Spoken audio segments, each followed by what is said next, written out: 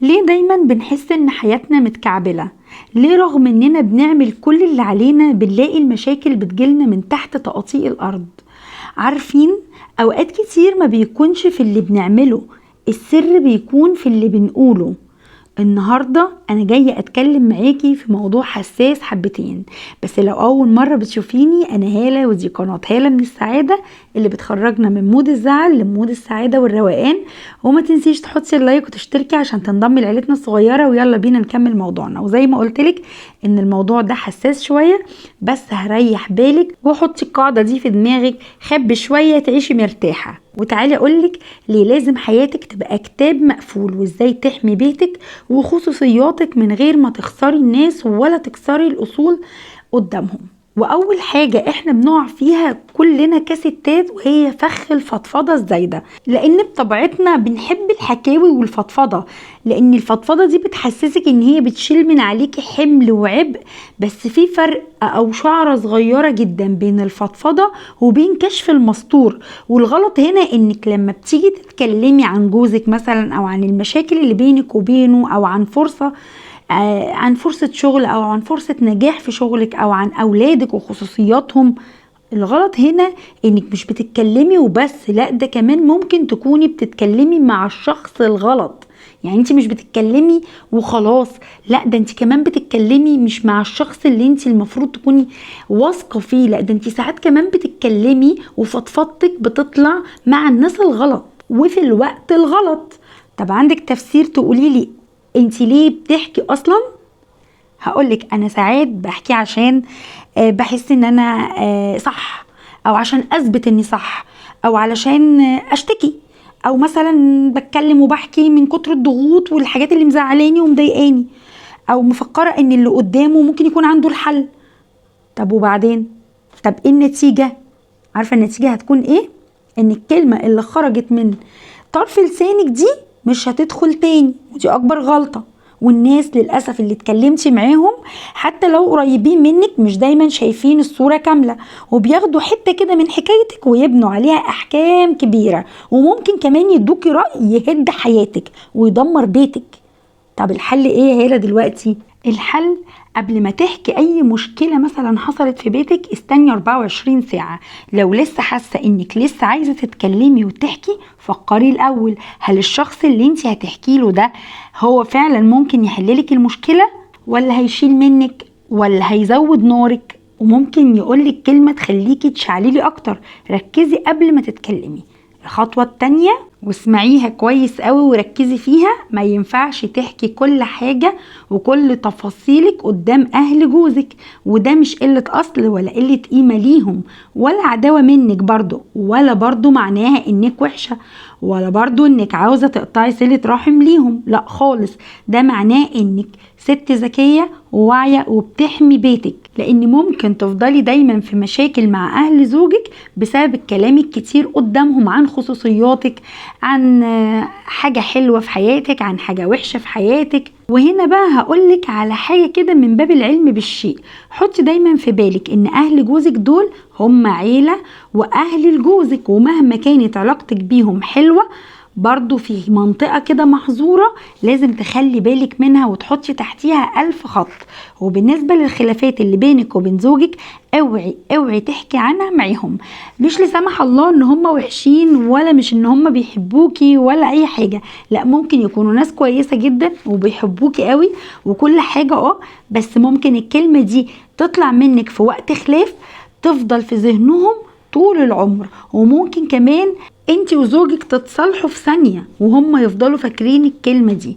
طب ليه؟ خليكي ست ذكية واعية واعرفي امتى تتكلمي وامتى تسكتي، وايه الحاجات اللي تتحكي وايه الحاجات اللي ما ينفعش تتكلمي عنها، زي مثلا التفاصيل المادية، قبضنا كام، صرفنا كام، جوزي جاب لي ايه، لان الكلام اللي في التفاصيل الدقيقة دي ممكن تفتح معاكي باب مقارنات او حسد، يعني من غير قصد. بس خدي بالك من الحاجات الصغيرة قوي، والخصوصيات والحدود دي مش قلة اصل، بس كونك ان انتي بتحبي تخبي وتداري على تفاصيل حياتك وعاوزة تحافظي عليها، ده مش معناه انك بتكرهيهم، لا ده معناه انك بتحب بيتك وعايزة تحافظي عليه، والحدود دي هي اللي بتخلي الاحترام والحب يدوم ما بينكم، لان اسرار بيتك مش للعرض.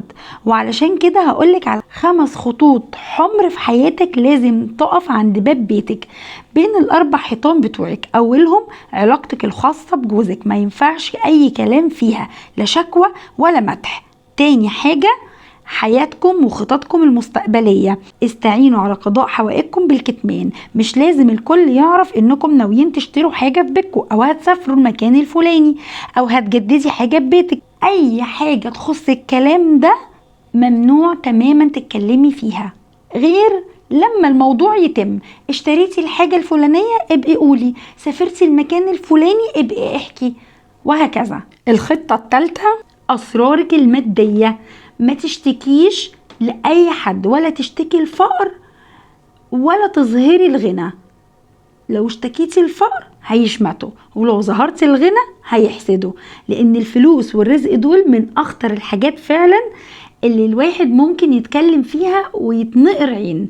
مرتب جوزك كام؟ بتصرفي ازاي؟ بتشتري ايه؟ دي كلها تفاصيل لازم تكون جوه بيتك وبس، محدش يعرف بيها، سواء اهلك او اهله، صحابك، جيرانك.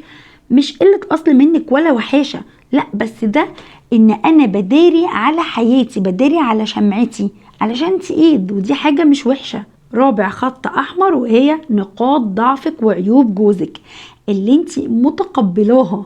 زي مثلا لو هو في طبع انت عارفاه ومتعايشة معاه عادي جدا ومش شايفاه ان هو عيب كبير، لا عادي، انت شايفاه عيب بسيط وتقدري تتعايشي معاه وتكملي بيه. ممكن لو حكيتي عنه لأي حد هيشوفوا ان هو عيب كبير ويقعدوا يعقدوا فيكي ويسخنوا فيكي ويقولك ازاي عايشة مع الراجل ده احنا ما نقدرش نستحمل طبعه، ده احنا ما نقدرش نقعد معاه ساعة، ويفضلوا يشحنوكي. فتحسي ان انت ايه ده معقولة، هو انا مش طبيعية للدرجة دي وانا متعايشة معاك عادي كده؟ فخدي بالك جدا من اي حاجة عيوب في جوزك، ما تتكلميش عنها وتقولي مثلا ده في عيب كذا او عيب كذا او عيب كذا، لان انت لو انت شايفاها بسيطة اللي حواليكي هيحاولوا ان هم يكبروا لك الموضوع ويفخموا لك العيوب دي وهيخلوكي تكرهي عيشتك معاه. ونقط ضعفك بقى دي اخطر حاجة في اللي انا قلته كله، لان اي لحظة ضعف او اي مشكلة نفسية او اي حاجة بتوجعك وحكيتي عنها هتلاقيهم هيجوا قدامك يمسكوها ويتكلموا فيها، هيمسكوها ضدك، هيمسكوها يعني بهزار بقى، بتريقة، برمي كده كلمة في وسط كلام. المهم ان هم لازم هيجوا في وسط كلام ويرموكي نقاط ضعفك ويرموها لك كده في وشك ويقولك ايه ده، ليه مش انت كنتش بتقولي انك انت بتتضايقي من الحاجة الفلانية او ما بتحبيش الحاجة الفلانية؟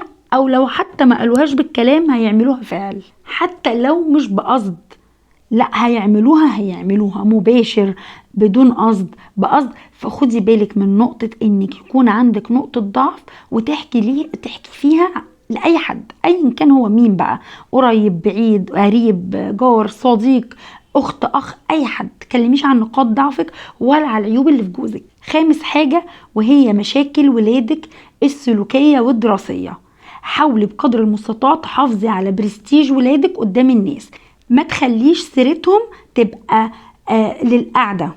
مستواهم الدراسي مش حاجة ان احنا نفتح فيها موضوع ونتكلم عنها، ولا حتى اني اتناقش فيها مع اي حد، ولا يكون لي قرار في حياة ولادي ولا في تعليمهم. لازم وضروري تحطي حدود بشياكة في الحاجات دي. طيب في حد جه وراح سألني وقال لي كده اي حاجة كده محرجة، يعني اعمل ايه لو حد سألني مثلا سؤال محرج او عايز يتدخل في خصوصياتي او في اي حاجة هو ملوش فيها، هعمل ايه؟ عادي جدا، خليكي دبلوماسية وردي عليه وقولي له الحمد لله تمام، او دعواتكم لينا، او والله لسه ما خدناش قرار في الحاجة الفلانية، او لما يحصل هتعرفوا ان شاء الله. او حاول انك تغيري الكلام بذكاء، اول ما تلاقي الكلام دخل في الخصوصيات اسألي اللي قدامك عن حاجة تخصه هو. والناس بطبعها بتحب تتكلم عن نفسها كتير، هينسوا سألوكي في ايه وهيفضلوا يتكلموا عن الحاجة اللي انت سألتيهم عنها. ولو لقيتي الدنيا اتعصرت معاكي قوي ومش عارفة تخرجي من الموضوع، ردي بكلمة واحدة بس، قولي مش عارفة، ودي كلمة سحر بجد والله، سحر يعني. بتخلص اي حوارات كبيرة، ما بتخليكيش تدي تفاصيل تتسألي عنها او يتبني عليها حكاوي حوارات. وفي نهاية حلقتنا، البيوت أسرار، والسر لو طلع بره بيتك ما يبقاش سر. راحتك النفسية واستقرار بيتك يستاهلوا انك تمسكي لسانك شوية. مش كل اللي بيسمعك بيحبك ولا بيحبلك الخير، ومش كل اللي بيحبك هيعرف ينصحك. حتى تفاصيلك اهتمي بيها لوحدك، وخليكي ملكة في مملكتك اللي مفيش حد يعرف عنها اي حاجة. واعملي لنفسك قانون ان اللي يخص بيتي وولادي يفضل جوه بيتي، واللي يخص مشاعري اتعامل معاه بحذر، واللي يخص حياتي اعمل له حدود. الهيبة مش في الصوت العالي والرغي والكلام الكتير، الهيبة في الغموض والراحة والستر والسكوت. الهدوء والاستقرار اللي انت عاوزاه ونفسك فيه مش هيجي من ان المشاكل تختفي، لا، هيجي من انك تعرفي تديري حياتك بذكاء. وبكده نكون خلصنا فيديو النهاردة. اتمنى تكون المعلومات وصلت، ومستنياكم في التعليقات تقولي لي ايه اكتر حاجة ندمتي عليها لما حكيتيها، ومستنياكي تقولي لي برضو هتحاولوا تخبوا وتحوطوا على حياتكم. مستنيه اشوف تعليقاتكم. ما تنسيش تعملي لايك وشير للفيديو واشتراك لو مش مشتركة، واشوفكم في فيديو جديد على خير. سلام.